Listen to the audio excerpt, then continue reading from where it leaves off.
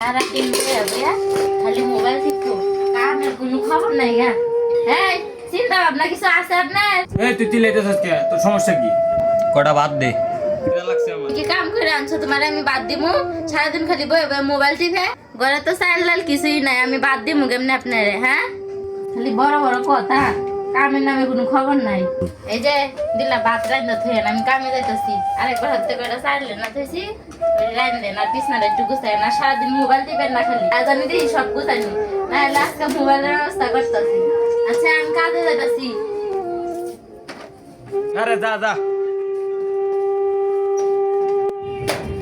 আজকে থেকে কোনো কামে যাইতাম না।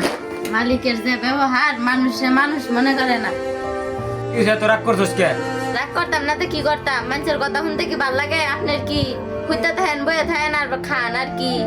আর আপনারা যেন কয়ে গেছিলাম ঘরের কামটি করছিলেন, ঘর তো এমনি রয়েছে। আমার শরীরটা খারাপ, এনে কিছু করা পারি না, কালকে করে দিবি যা। তোমার তো প্রতিদিন এই অসুখ থাকে, এগুলা বাহানা। আর মোবাইল টিপলে কোনো বাহানা নাই, মোবাইল টিপতে আরো সুন্দর ভাবে। আর কামের কথা কইলে খালি অসুখ আর অসুখ। ইস, শালা গেমই খেলাম না। তখন দিকে তোমার আর কাম করা লাগবো না, আমি এই কাজ করবো, তুমি বাসার থাকবা, আমি বাইরে কাজ করে তোমার। আর কোনো টেনশন করো না। আপনি হাজা কইছেন? তখন থেকে ভালো হয়ে গেছি, আমি আর কোনোদিন গেম খেলাম না। আচ্ছা ঠিক আছে, তা তো ভালোই হইলো।